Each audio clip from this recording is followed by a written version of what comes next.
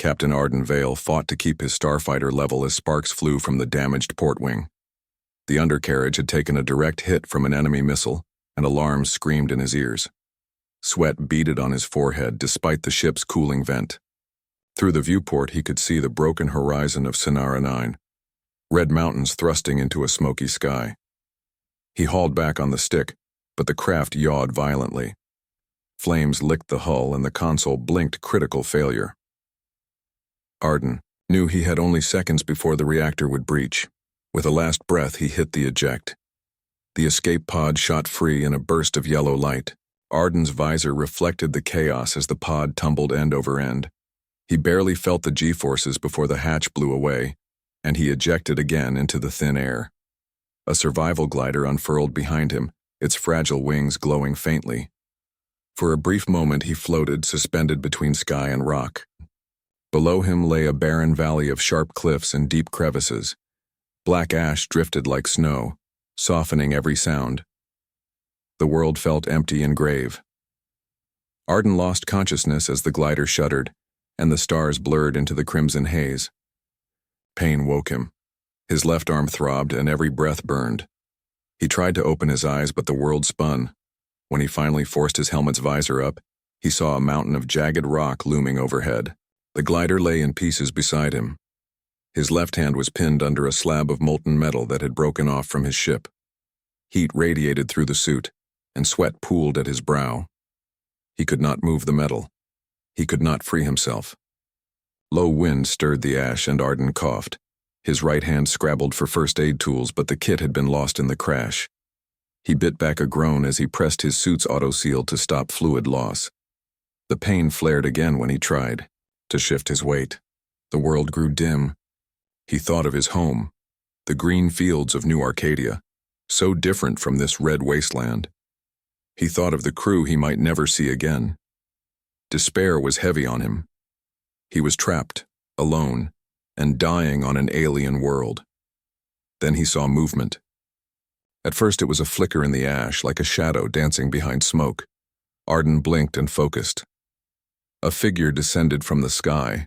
It was tall, more than 2 meters high, with broad shoulders and an armor that gleamed like black glass. Its stride was powerful, each step scattering ash. Arden's heart pounded. He expected a predator, or worse, one of the planet's rumored scavengers. Instead, the stranger knelt beside him, limbs folding with precise grace. The alien reached out and placed a gauntleted hand on the metal slab. Arden felt the heat ease. The warrior produced a curved blade from its belt and in one smooth motion, sliced through the debris. The metal fell away harmlessly. Arden blinked in shock. The warrior's mask lifted, revealing pale scales that shimmered in the red light. 2 eyes, green and unblinking, studied him with calm intent. The alien's voice came through Arden's comm unit in low, resonant tones. "Stay still," the voice said. Arden tried to speak, but the words tangled in his throat. The warrior laid a hand on his chest plate and summoned a small, glowing vial from a side pouch. The liquid inside pulsed with soft blue light. "This will help," it said. A cool sensation spread through Arden's wounds as the warrior applied the gel. The pain eased, replaced by a gentle warmth. He felt the burn of his arm knit itself, as if tiny threads were weaving flesh back together. He whispered a thanks he did not understand fully. Arden watched, astonished, as the gel's glow faded and his suit's damage closed. The warrior checked, the seals tapping lightly where the ash had scorched the armor. Then it stood, towering above him, and offered a hand. Arden, still too weak to fully rise, took it. The grip was firm, and he found himself pulling to his feet. The valley around them seemed to hold its breath. The wind died, and only the soft hiss of smoldering rock remained. Once upright, Arden peered across the field of red dust. He should have felt fear, but instead he sensed something new: hope. The warrior remained by his side, silent and watchful. Arden did not know the being's name or its intentions. He did not know why, in a world where human and alien had long been enemies, this creature had saved him. Yet in that moment, as ash drifted like ghostly snow, and the red mountains glowed under a copper sky, Ardenvale knew he was not alone. He drew in a steadying breath. Ahead lay the unknown, danger, discovery, and the fragile chance of alliance. With the alien warrior at his side, his broken wing was mended. What would come next, he could not guess. But as he squared his shoulders and looked toward the distant peaks, he felt ready to face anything this strange planet could throw at him. Ardenvale lay still on the hard ground, his breathing shallow. The last of the red ash drifted down around him, settling in thin layers over his suit. His left arm felt heavy and strange, as if something had moved inside it. He tried to move his fingers, but pain shot up his forearm and near his shoulder. He closed his eyes and fought to keep from crying out. Somewhere above him, the wind stirred the ash into little whirlwinds. A faint glow pulsed in Arden's vision. He opened his eyes and saw it. The towering figure of the alien warrior, framed by the dull light of Sonara sky. The being knelt beside him, its massive form bent with care rather than force. The black armor covered every inch of its body, but where the ash had fallen, shapes of red and gold painted the plates like ancient runes. Arden's mind spun. He tried to speak, but his voice was weak. The warrior did not seem to mind. With smooth grace, it reached down and placed a large, gauntleted hand on the slab of molten metal that pinned Arden's arm. Arden tried to pull away, but the warrior's grip was firm yet gentle. Then, as if obeying an unspoken command, the metal began to glow at the edges. It grew soft and pliable under the alien's touch. Arden blinked in surprise. The slab bent, like warm wax, and slipped off his arm with almost no sound. The warrior lifted it away and laid it aside, out of the reach of any creeping ash. Arden's breath caught in his throat. He pressed his good hand against the ground, propping himself up, but pain lanced through his side and he fell back. The warrior quickly knelt again, placing a second hand over Arden's chest plate. There were no words, only a low hum that moved through Arden's suit and into his bones. He felt the heat from his burns lessen, as if a cool breeze had come to soothe a fever. From a pouch at its belt, the warrior pulled a small glass vial. Inside, a liquid glowed with a soft blue light, like moonlight trapped in crystal. It held the vial with care, as though it were the most precious thing in the world. Then, with a curved blade that gleamed in the ash-lit air, it cut through a strap on Arden's armor. The suit peeled back enough to expose the burned flesh beneath. Arden could not look at it. He clenched his teeth and closed his eyes as the warrior uncorked the vial. A sweet mineral scent filled the air, clean and sharp, like rain on hot rock. The warrior pressed the vial's tip to Arden's wounds. The gel flowed out, glowing softly as it spread across the scorched skin. Arden felt the burn of the fire soothed instantly. The gel smelled of damp earth and new growth.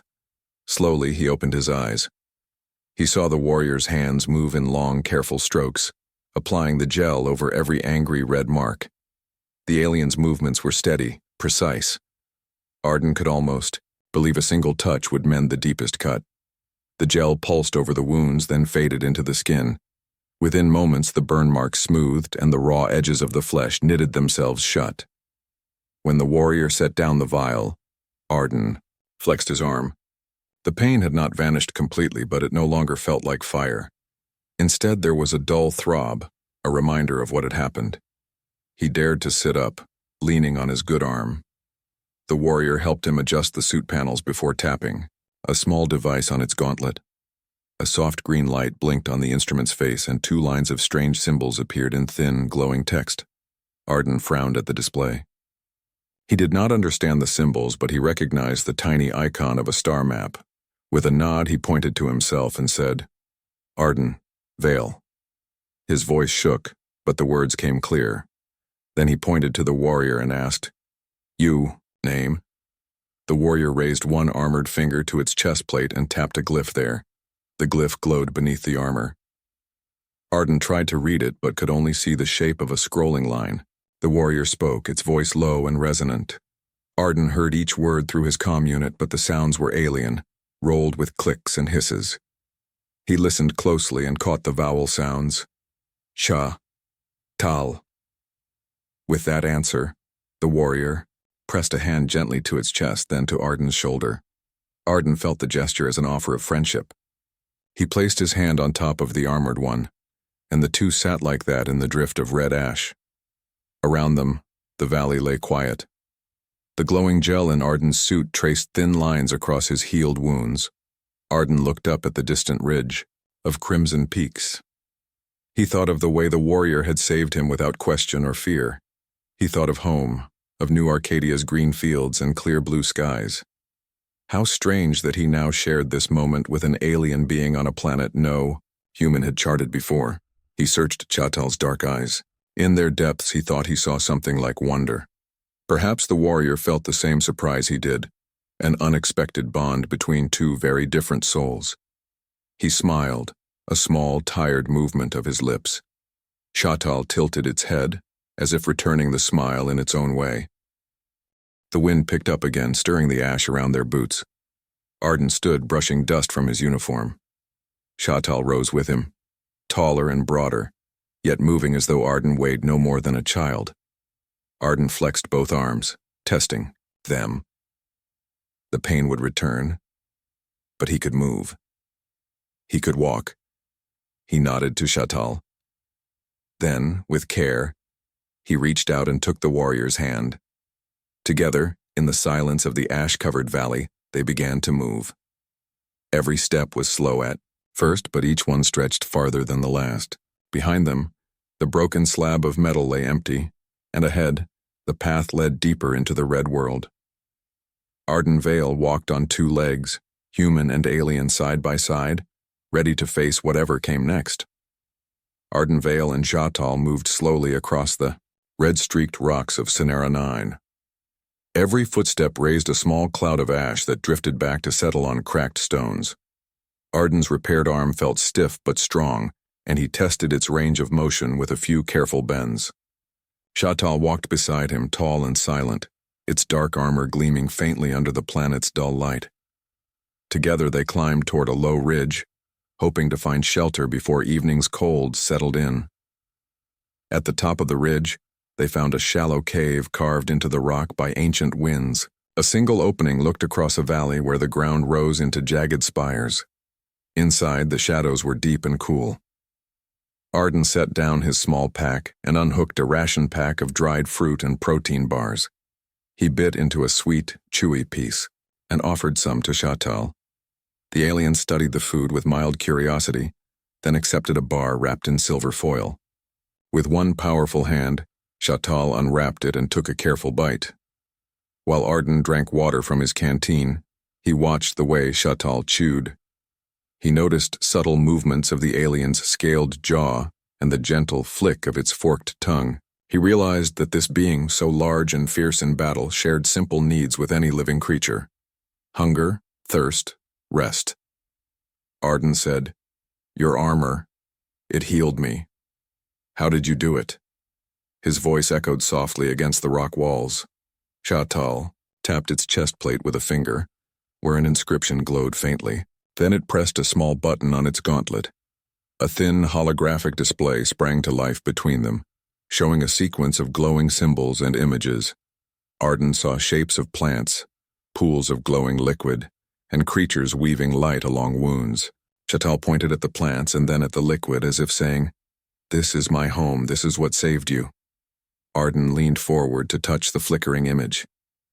"Your world," he whispered. "These plants grow here?" Chatal nodded, its eyes reflecting the hologram's blue light. The alien's voice came through Arden's comm unit in gentle tones. "They grow in the northern groves. My people call them life vines. We use them to heal the fallen." The word fallen seemed heavy, as if many had been lost. Curious, Arden asked, "Your people, and what happened?" Chatal's shoulders tensed. It lowered its head and spoke quietly. "My clan lived on Talara. We were scholars and warriors. We guarded the life vine so all could heal their wounds. Then the slavers came. They burned our cities and stole our kin. I fought to protect them. Many fell. I carried the vines with me when I fled." Chatal's voice cracked slightly on the last word, as if it carried grief he would not name. Arden felt a pang of sympathy. He thought of the crew he had lost in the battle above Sinara 9. "I'm sorry," he said. "I lost friends too. I flew scouting missions for New Arcadia. They sent me here to map safe routes, but our patrol was ambushed. I escaped. But the others—" He let the sentence trail off. In the quiet cave, only the distant wind answered. For a moment, they simply sat, each lost in memory. Then Arden offered a weak smile. "We are both survivors." Shatal returned the gesture in its own way, tilting its head and raising an armored hand.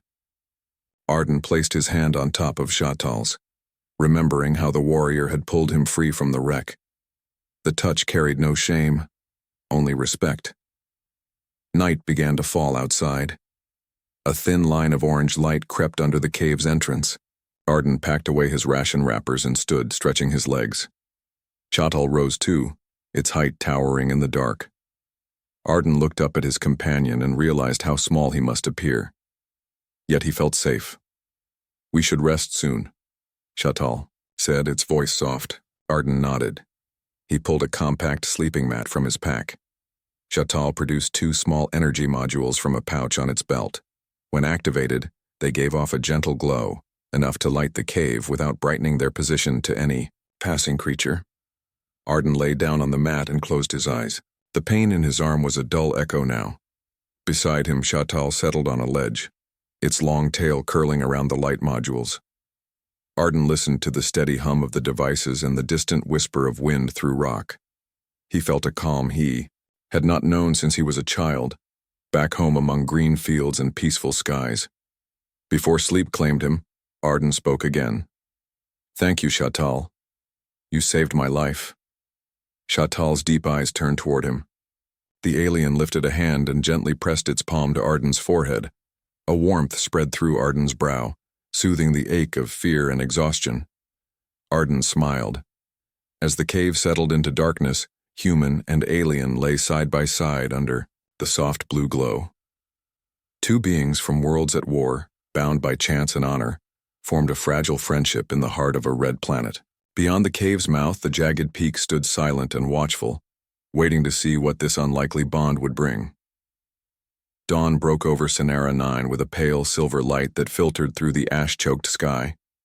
Ardenvale stretched on his thin mat, the cave's glow modules humming softly beside him.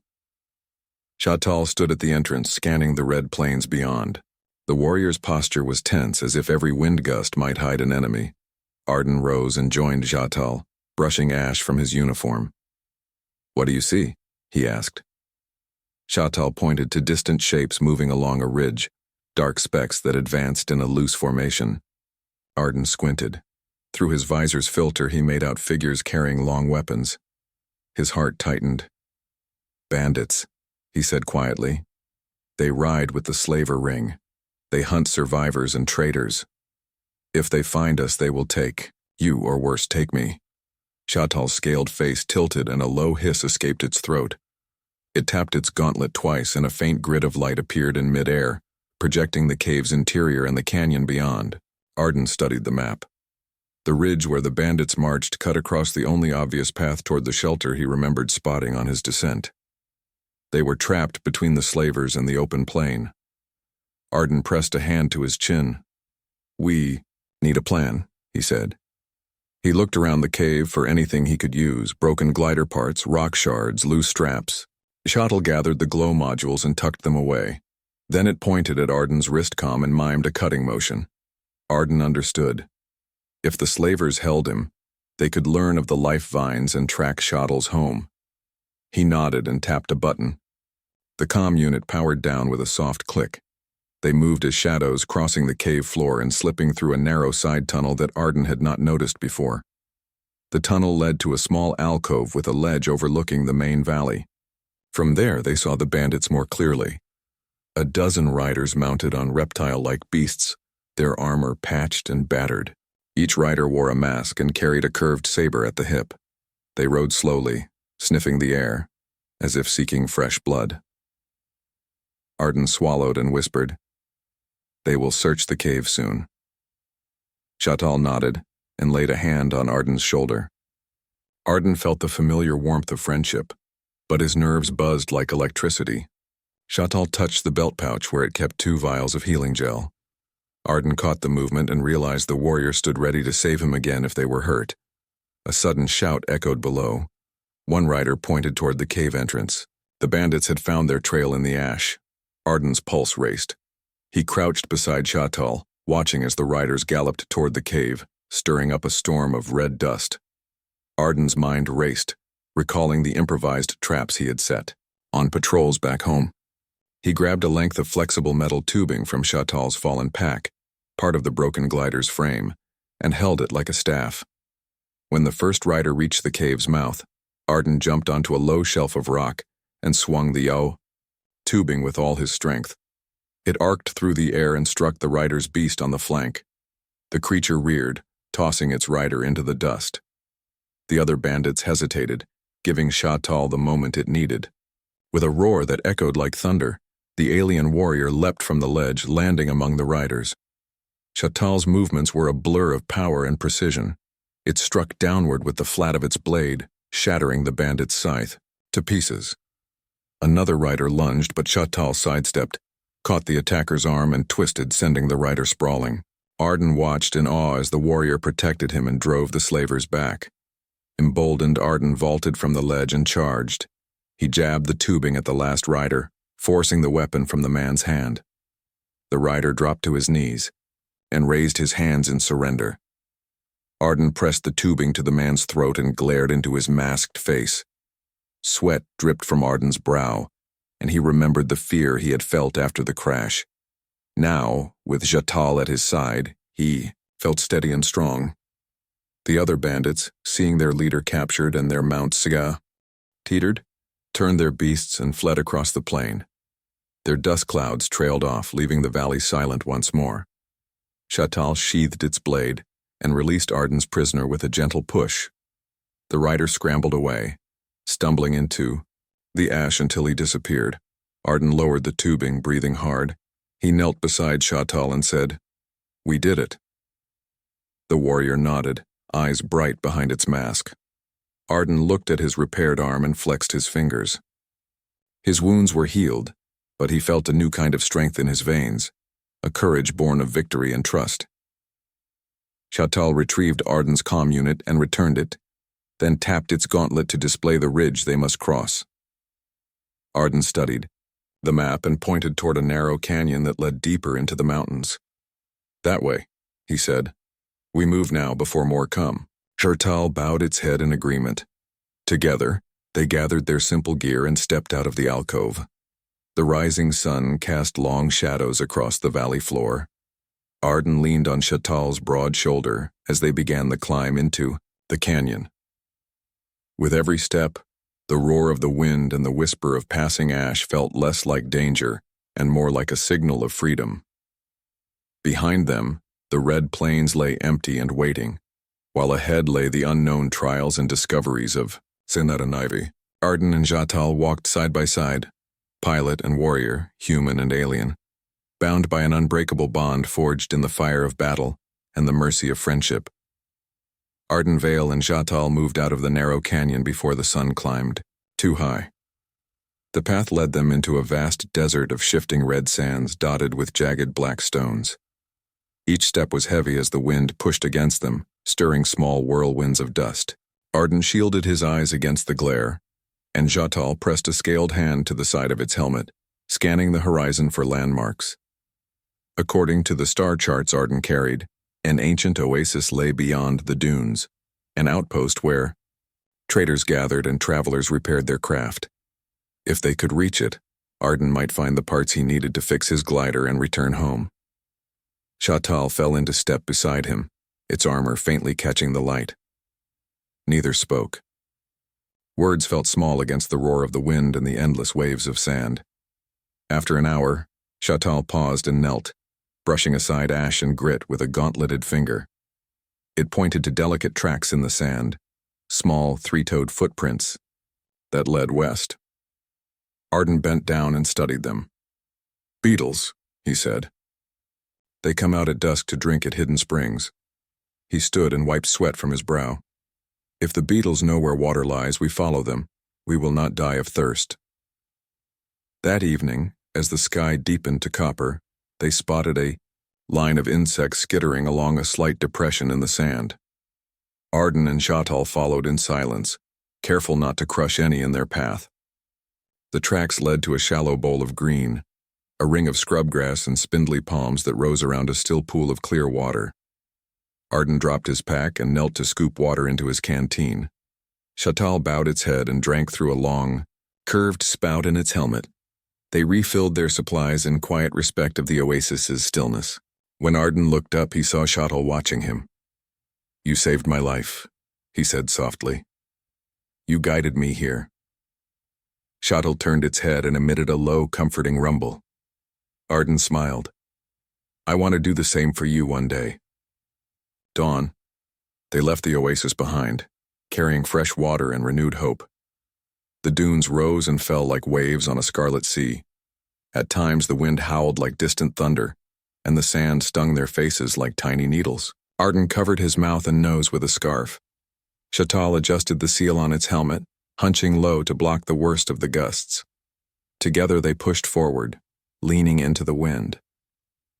Late in the afternoon, they glimpsed the oasis outpost. On the horizon, it was little more than a cluster of low buildings made from dark stone and metal panels. Smoke curled above a few chimneys and banners of faded colors snapped in the breeze. A weathered sign in 3 languages proclaimed, "Karha Trading Post." Beneath it, someone had painted the outline of a starship wing. Arden's heart raced. Here he might find the parts to restore his glider's wing. Shatal placed a hand on Arden's shoulder and gave a reassuring squeeze. They approached the gate, where 2 guards in mismatched armor studied them with wary eyes. One guard, a tall woman with braided hair, called out, "State your business." Arden raised his hands in a peaceful gesture. "We seek parts," he said. "Wing struts and control servos for a survival glider." The guards exchanged glances. The woman guard studied Shatal's armor and then Arden's uniform. Finally, she nodded. "Follow us." She led them through a narrow passage into the outpost's courtyard. Inside, traders haggled over all manner of goods: spare engines, water purifiers, cages of desert goats, and bundles of glowing life vines in protective cases. Shatal's eyes widened at the sight of the vines. Arden saw the curiosity in the warrior's posture and understood. "We will help," he whispered. They set to work immediately. Arden found a stall piled high with metal wing frames. The trader, a squat man with a crooked grin, offered him a set of reinforced struts in exchange for medical gel and a vial of Shatal's healing serum. Arden hesitated, but Shatal stepped forward and pressed a small container into the trader's hand. The man's grin widened. He handed Arden the wing struts. Shatal gave the trader a nod of respect, then turned back to Arden. Next, Arden located a technician crouched beside a pile of servos. The young woman technician, her face streaked with grease, examined Arden's comm unit, and then the broken glider control panel Arden held. She worked quickly, fitting new servos into the housing and soldering wires with steady hands. Shatal stood by, holding a lantern. When she finished, she stood and offered Arden a small salute. "She'll fly again," she said with confidence. Arden smiled, relief washing through him. He counted out credits for both the trader and the technician. Then he backed toward Shatal. "Thank you," he said. "I couldn't have done this without you." Shatal touched its chest plate where a faint rune glowed, and then placed its hand over Arden's. The gesture felt as solemn as any oath. They carried the parts to a shaded corner of the courtyard, and Arden began fitting the struts to his glider's frame. Sparks flew as he worked his welding torch, and coils of wire hissed beneath Shatal's careful gaze. The alien watched every movement, its head tilted in concentration. Arden felt proud, teaching his friend the hum of human machines. By twilight, the glider's wing was whole again, and the control servos clicked into place. Arden tested the surfaces, and they responded with smooth precision. He climbed onto a work platform and waved to Shatal below. "Ready?" he asked. Shatal inclined its head. Arden pressed a lever and the glider's wing extended fully. He felt the familiar hum of the backup thruster. The crowd that had gathered in the courtyard broke into quiet applause. Shatal bowed its head in acknowledgement, allowing the human moment to shine. That night, under 2 moons that rose side by side, Arden and Shatal sat by a small fire just outside the outpost. Arden poured 2 cups of steaming tea, 1 human blend, and 1 made from Cenarin life vine leaves. Shatal held its cup in both hands and inhaled the scent before sipping. They shared tales of home and loss, hope and fear. Though they spoke different words, they understood each other's meaning.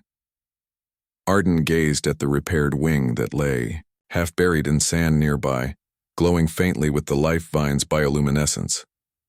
Tomorrow he would fly, but tonight, he and his alien friend simply sat together in peace, 2 warriors bound by trust on a world of red sands. Before the first light of Cenarin's dawn, Ardenvale and Shatal crept through the shadow of the monolithic spire. The fortress loomed over the desert plain like a black tooth, its walls lined with guards and energy turrets. Arden's heart pounded in his chest as he followed Shatal's silent lead through a narrow service tunnel. The air was cool and smelled of metal and dust. Shatal paused at a junction where 2 corridors crossed. It tapped a panel on its gauntlet, and a hollow map flickered into view, showing patrol routes and guard posts. Arden bent low to study the map. "The control room is here," he whispered, pointing. "If we disable the security grid, the outer gate will open." Shatal nodded and led the way. They moved swiftly, stepping over discarded crates and past silent sentries. Arden carried a compact energy blade, its tip glowing pale green. Shatal carried its curved sword at its side, the blade's edge shimmering with lethal promise. They reached a sealed door marked Security Control. Arden knelt and attached a bypass module to the panel. Sparks flashed as the door hissed open. Inside, a lone technician sat at a row of consoles blinking into sleep. Arden placed a finger over his lips to signal silence. Shatal dashed forward, pressing the alien warrior's gauntlet to the console. With a soft hum, the screens went dark, and the red glow of the security grid flickered off. Sirens wailed. In the distance.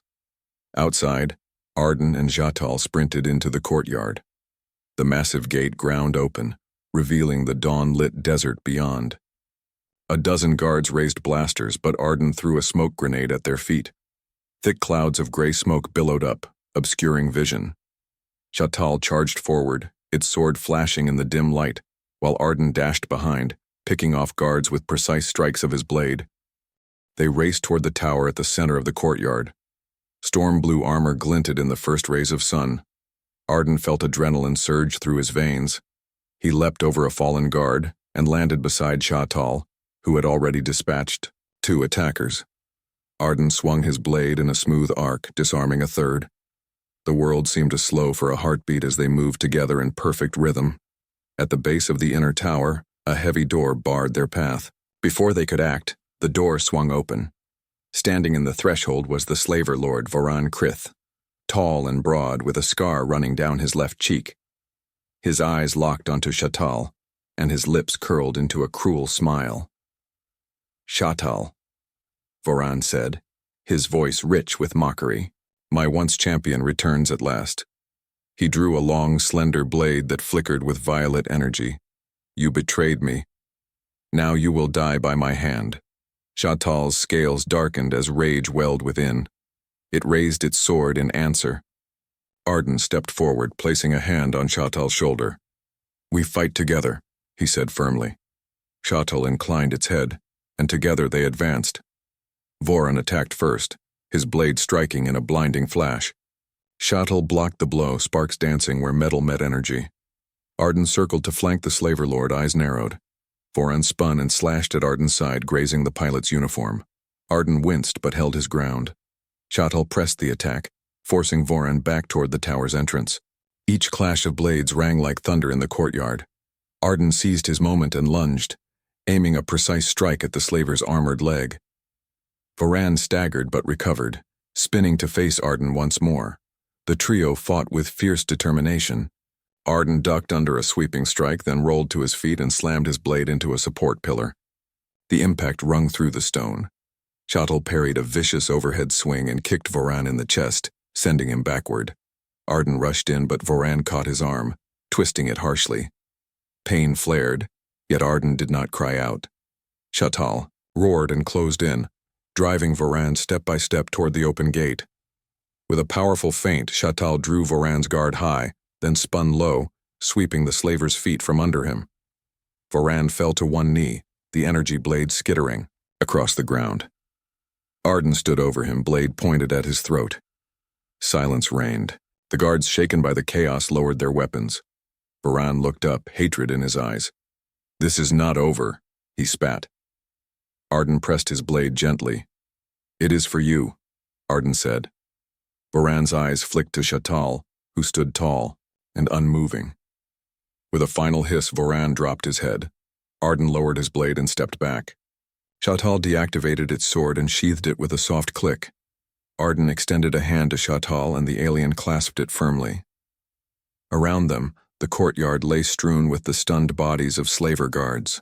The first rays of dawn illuminated their victory. Arden felt his chest swell with pride and relief.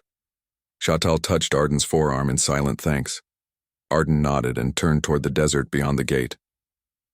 "We go home," he said softly. Shotl unhooked a pendant from its armor, a small crystal in the shape of a vine, and pressed it into Arden's palm. It was a gift, a promise of their bond. Together, human and alien walked through the opened gate. Behind them, the fortress stood silent and empty, its dark walls no longer a threat. Ahead lay the open desert, the way back to the horizon and beyond. With the dawn's light guiding them, Arden Vale and Shotl strode side by side, ready for whatever journey awaited.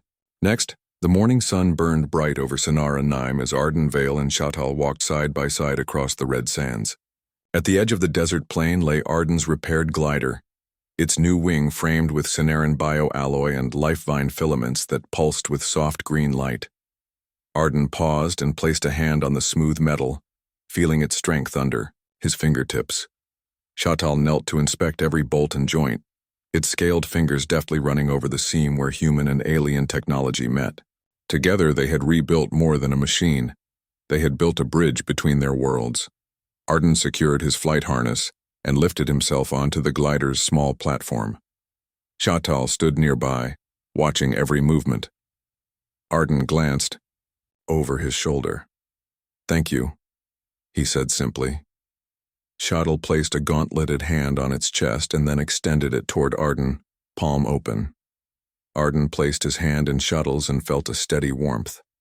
Then Shotl closed its massive fingers around his wrist in a solemn promise of friendship and loyalty. Arden nodded and climbed fully onto the deck. With a soft hiss, the glider's thruster powered up. The wing's filaments glowed brighter as energy flowed through the bioalloy frame. A gentle hum vibrated under Arden's boots. He tested the wire controls, feeling the servos respond with precise, fluid motion. Shotl stood back and raised an armored fist in salute. Arden returned the salute, then turned forward and adjusted his visor. He took a deep breath of Senara's hot, dry air. Arden pressed the launch lever. The glider lifted smoothly from the sand, rising on a current of warm wind. Below, Shotl watched the craft climb in slow, perfect arcs. Arden banked the glider to the east, tracing a wide circle above the desert plain. From the air, the fortress they had stormed looked small and broken. Its walls cast long shadows on the red ground. Arden felt a surge of pride and freedom. He had flown these skies before, but never with such purpose, and never with a friend by his side. As the glider swept back toward Shotl, Arden lowered the wing. He hovered a few meters above the ground, feeling the pulse of the life vines under him. Then he touched down gently in front of the alien warrior. Arden disembarked and approached Shotl, the wind stirring his hair. He reached into his flight suit and pulled out the small crystal pendant Shotl had given him. The vine-shaped crystal caught the sunlight and glowed green. Shotl's dark eyes reflected the light as Arden fastened the pendant around his neck. Shotl raised its free hand, and drew a circle in the air. Stardust-like motes of bioluminescence drifted from its fingertips, weaving a halo of green light above the glider's wing. The glow spread across the bioalloy, sealing the bond between human craft and alien life-vine. Arden felt the warmth in his chest as the motes vanished, leaving the glider's wing shining softly. Then Shatal stepped forward and bowed its head. Arden placed a hand on the warrior's shoulder. Together they looked eastward, toward the rising sun. Arden spoke, quietly. This world was red and empty until we came. Now it holds hope for two peoples. Shatal's chest plate brightened with a single rune of life-vine. Arden placed his hand over the rune. In that moment, human and alien stood united by purpose to protect Xanara 9 from those who would exploit its gifts and to carry their alliance across the stars. Without another word, Arden climbed back aboard the glider. He lifted off, higher this time, wheel thrumming through the thin air of dawn. Shatal watched until the glider was a speck against the crimson mountains, then turned and strode toward the distant canyon where they had first met. Arden looped the glider once more, then banked east and flew toward home, toward New Arcadia, carrying the promise of Shatal's oath and the life-vine's healing touch. High above the red sands, Arden felt the wind under the repaired wing and the beat of two hearts joined by courage and honor. He set his course for the horizon, the glider humming a song of alliance. Below him, Xanara 9 lay bright with possibility, a world reborn by the bond of a human pilot and an alien warrior. And as the glider vanished into the morning light, its soft green glow marked the beginning of a new chapter, for both their peoples and for all who would follow the wings of alliance.